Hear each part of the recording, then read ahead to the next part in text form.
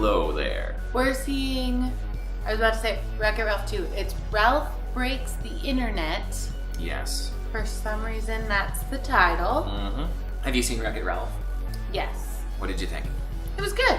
In light of Disney Animation's more recent films like Moana and Zootopia, it was just fine. It was a fun movie that I enjoyed and would absolutely watch again, but it didn't strike me as being like instant classic, boom, sort of like Zootopia and Moana did. So I am excited to see this, but at the same time, I don't have super high hopes. My fear upon watching, because I think I only watched the first trailer, it looked a lot like the Emoji Movie, which I don't think is a great thing. One thing I know.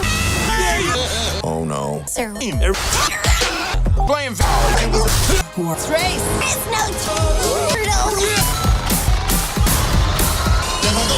Why hello Internet. We just saw Ralph Breaks the Internet. We're going to be talking about various aspects of the movie and we give them personal ratings on our own system. It's a scale of 1 through 5, so 1 is unwatchable, 2 is not great, 3 is pretty good, 4 is awesome, and 5 is perfect. So, when we say numbers, that's what we mean. The first category we're going to talk about is just general enjoyability. So how much did we enjoy watching this movie? I'm gonna give that like a 4.2. I give it a 4.5. Nice. I had a blast with this movie. I think a lot of my fears going into it were not realized. Generally, I was just having a great time. I wanted that when I was a kid. It really connected with me really well. Yeah. So yeah, I really liked it. And it was really funny. Acting, I will give it a 3. Of course, just like the first movie, there are some standout performances. John C. Reilly and Sarah Silverman just nail the characters, they're perfect. But on the other side, a couple of the new characters that are introduced were either kind of strangely unemotive when they should be emotive, like Gal Gadot does not sell her character vocally. The animators do She was fine. She was fine. She is not bad, she's just very flat. And you can tell that the animators are trying to really like pull a performance out of the character visually to make up for the voice, and it just doesn't work.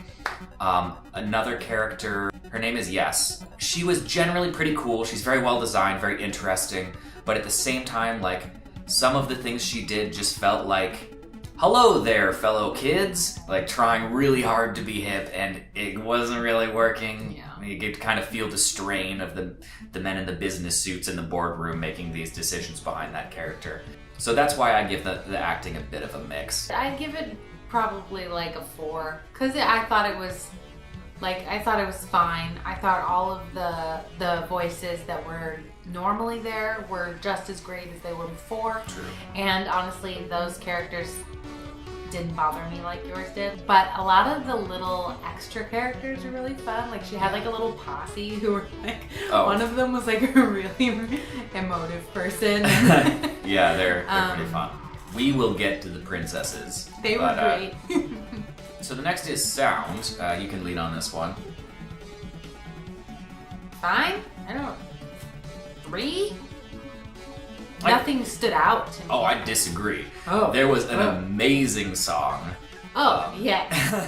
that a character sings. True. It's not a musical, but there's a moment in the film where it becomes one, and it's great. It's hilarious. So yeah, I give it a 3 though as well, because like aside from that, you know, you're not gonna run around humming the Wreck-It Ralph theme because it's just you know, it's generic movie music. Visuals. I would give that a 5 because of the way they kind of tied everything together, but everything also was like, it looked good. It didn't feel like with the princesses. Yeah, like they had to kind of revamp them all to make them flow in this world. And I know at one point they kind of had to go back and fix some things with some of the characters. Yes. But everything I thought worked out really, really well. And the way they like went from like game to game and like whatever, wherever they went, it was great. Yeah, I'll give it a 3.5. There's no possible way for this movie to exist without, I guess, name-checking various corporations and stuff on the internet. But at the same time, it's also impossible for that not to feel just a little bit pandery. Yeah. there's no good solution here in telling this story. It's like, it's either this is not YouTube, and then that's distracting because you're like, well, why didn't you use YouTube? Or it's like, oh, hey, it's Google, and you're like, oh, okay, yeah, Google, but I want to watch Wreck-It Ralph. I don't care about Google. Yeah. So there's no good in between for a movie like this, and I thought they did the best they could without, making it feel like you're watching an advert. Next portion, we're going to talk spoilers. They're going to be light spoilers because I really don't want to go into too much about this movie because at the time of recording, it's freshly out in theaters, and I think that, if you watch the trailer and you feel like maybe you would enjoy this, then you probably will. Yeah. And if you feel like it's not for you, then it's probably not. So the trailer's a decent representation of the movie.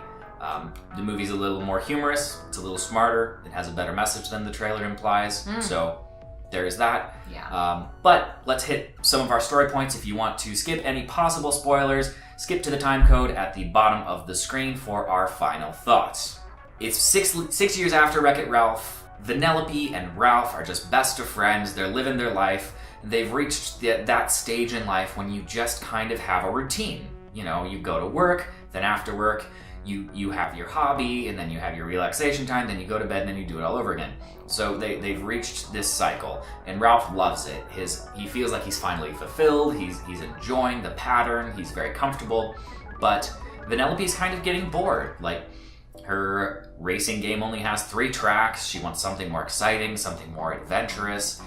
She's not as much of a homebody, maybe, as Ralph is. That's where we pick these characters up at the start of the movie. Through various circumstances, Ralph directly causes Vanellope's game, Candy Carts or something like that? Sugar Rush. The Sugar Rush arcade cabinet to be broken. And as, it's an old arcade cabinet, and it would be more expensive to fix it than, the money that the arcade even makes. So the arcade owner decides, well, the arcade machine's broken. It's time to shutter it. Time to chuck it. Like, it's just not worth it. So this leaves all the inhabitants of Sugar Rush homeless, and it's Vanellope's entire life is just thrown into question. It's their friendship is on the rocks. But they hear some of the kids talking about a replacement part, albeit an expensive one, on eBay. They have no idea what eBay is. The shop owner has now installed Wi-Fi in the shop, so they embark on an epic quest to find whatever this e-boy is, as Ralph calls it, to get the replacement part and get home. Yeah, so overall, it's a really great message for kids about just kind of how to be a good friend, even when you're not gonna get a lot out of the developments that the relationship is taking, and how sometimes that's just okay. It's bittersweet, it's beautiful in the end, and there's a lot of laughs along the way. So honestly, you should check this out. I think what was really, really great about this movie is so many trailers today basically give the movie away. And this one, you kind of get an idea of what it's about to be. But there was more to it. Yeah. And that was really great to see. It was also really great because it was really smart and like a new message and funnier than what was in the trailers. Because sometimes also like the funniest stuff's in the trailers, and there's that. Exactly. So final thoughts for me, like, it's funny, it's heartfelt, it's gorgeous. At the same time, negatives, it's a little bit pandery. It's not as cool as it thinks it is sometimes. It can be a little narrative clunky, but overall, like, honestly, this is a great movie to bring your kids to. This is a great movie to bring your adults to. Just have a good time. I feel like I gave it a lower enjoyability score, and now I'm upset. Life is hard, man. Life is hard. In terms of final scores, here's Katie and my score. We just took all our categories, averaged them. These are our final numbers. This is how we felt about it. Here's Rotten Tomatoes score. Here's Metacritic's score. And here's IMDb's score. So what did you think? Have you seen the new Wreck-It Ralph? Are you going to be the first in line to buy a ticket to the inevitable Disney Princesses 3D crossover movie? Right. Yes. Have you seen the original Wreck-It Ralph, and do you think the new one stacks up well against it?